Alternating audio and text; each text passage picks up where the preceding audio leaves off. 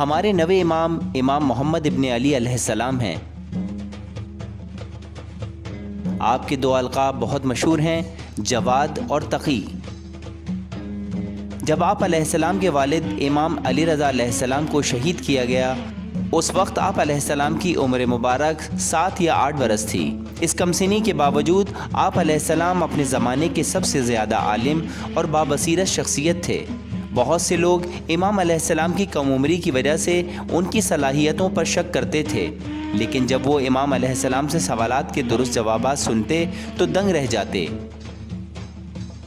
مامون سے امام علیہ السلام کی پہلی ملاقات۔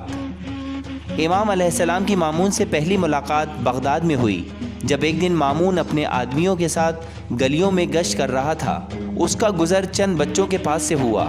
انہی بچوں میں امام جواد علیہ السلام بھی موجود تھے۔ جب بچوں نے مامون کو اپنے آدمیوں کے ساتھ آتے دیکھا تو سب خوفزدہ ہو کر بھاگ گئے، سوائے امام جواد کے۔ آپ علیہ السلام اطمینان سے اپنی جگہ موجود رہے۔ جب مامون نے یہ دیکھا تو وہ رک گیا اور اس نے امام علیہ السلام سے سوال کیا کہ دوسرے بچوں کی طرح آپ علیہ السلام کیوں نہیں بھاگے؟ امام علیہ السلام نے انتہائی دانائی سے جواب دیا، یہ گلی نہایت کشادہ ہے اور اس میں آپ کے چلنے کے لیے کافی جگہ موجود ہے، اور میں نے کوئی جرم بھی نہیں کیا ہے کہ میں آپ سے خوفزدہ ہو جاؤں۔ مامون یہ جواب سن کر حیران رہ گیا اور اس نے پوچھا کہ آپ کا نام کیا ہے؟ امام جواد علیہ السلام نے جواب دیا، محمد ابن علی رضا۔ مامون یہ سمجھ گیا کہ امام جواد علیہ السلام بھی اپنے والد کی طرح انتہائی نڈر اور شجاع ہیں، تو اس نے اپنی بیٹی کی شادی آپ سے کرنے کا ارادہ کر لیا۔ اس نے سوچا کہ ان کی جو اولاد ہوگی اس کو اپنا جانشین مقرر کرے گا۔ مامون یہ کام اس لیے بھی کرنا چاہتا تھا چونکہ لوگ یہ جانتے تھے کہ اس نے ہی امام علی رضا علیہ السلام کو زہر دے کر شہید کیا ہے، اور وہ اپنے اس عمل سے لوگوں کو یہ دکھانا چاہتا تھا کہ وہ تو امام علی رضا علیہ السلام سے بہت محبت کرتا تھا، اسی لیے اپنی بیٹی کی شادی ان کے بیٹے امام جواد سے کر رہا ہے۔ اس کو امید تھی کہ لوگ اس کے جھوٹ پر ایمان لے آئیں گے، مگر بنی عباس اس بات سے متفق نہیں تھے۔ ان لوگوں کو قائل کرنے کے لیے امام جواد کس قدر عالم ہے، مامون نے اپنے دربار میں بنو عباس کے انتہائی قابل لوگوں کو دعوت دی اور ان کے اور امام جواد علیہ السلام کے درمیان مناظرہ کرایا۔ دربار لوگوں سے بھرا ہوا تھا۔ اس وقت امام علیہ السلام کی عمر مبارک 9 برس تھی۔ امام سے پہلا سوال یہ کیا گیا کہ آپ علیہ السلام ایسے شخص کے بارے میں کیا کہتے ہیں جو دوران حج جانور کا شکار کرے؟ امام جواد علیہ السلام نے سوال کرنے والے سے دریافت کیا، کیا شکار کے وقت اس آدمی نے احرام باندھا ہوا تھا؟ کیا اس نے جان بوجھ کر مارا یا غلطی سے اسے مار دیا؟ کیا وہ شخص آزاد تھا یا غلام؟ کیا وہ چھوٹا تھا یا سمجھدار؟ کیا شکار کرنے والا چھوٹا بچہ تھا یا سمجھدار آدمی؟ کیا شکار کیا گیا جانور کوئی پرندہ تھا؟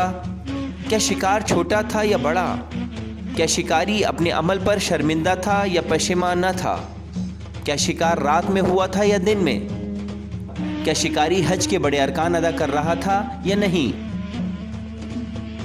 سوال پوچھنے والا سوچ و حیرت میں پڑ گیا اور ناکامی اس کے انداز سے عیاں ہونے لگی۔ دربار میں موجود علماء کو اتنے سارے سوالات کی توقع نہیں تھی۔ دربار نعرہ تکبیر کی بلند صداؤں سے گونج اٹھا۔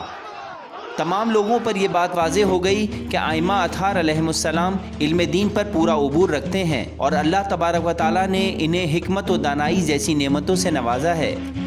بعد میں امام جواد علیہ السلام نے مامون کی بیٹی سے شادی کی درخواست قبول کر لی، لیکن اس سے آپ کی کوئی اولاد نہیں ہوئی، سو مامون کا جانشینی کا یہ خواب ادھورا رہ گیا۔ اللہ تبارک و تعالیٰ نے امام جواد علیہ السلام کو ان کی دوسری ازواج سے اولاد عطا فرمائی۔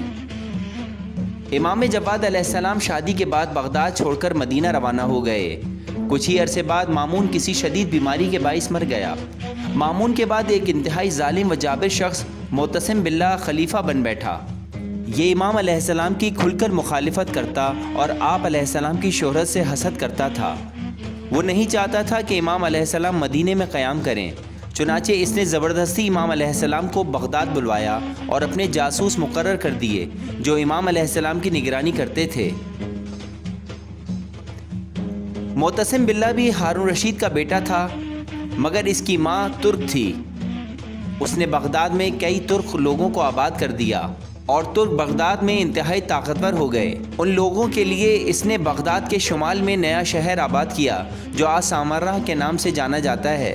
معتصم باللہ نے فیصلہ کیا کہ بغداد کے بجائے سامرہ کو دارالخلافہ بنائے، مگر اس سے پیشتر وہ چاہتا تھا کہ امام علیہ السلام کو اپنے راستے سے ہٹا دے، کیونکہ آپ کی شہرت سے اور لوگوں کے دلوں میں آپ کی عزت و احترام سے وہ خائف تھا۔ اس نے ایک منصوبہ تیار کرایا اور بالآخر امام علیہ السلام کو زہر دلوا کر شہید کر دیا۔ تمام ائمہ علیہم السلام میں امام تقی علیہ السلام سب سے کم عمری میں شہید ہوئے۔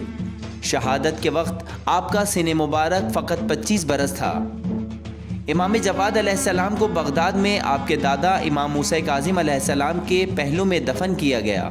آپ کے جائے مدفن کو کاظمین کے نام سے جانا جاتا ہے۔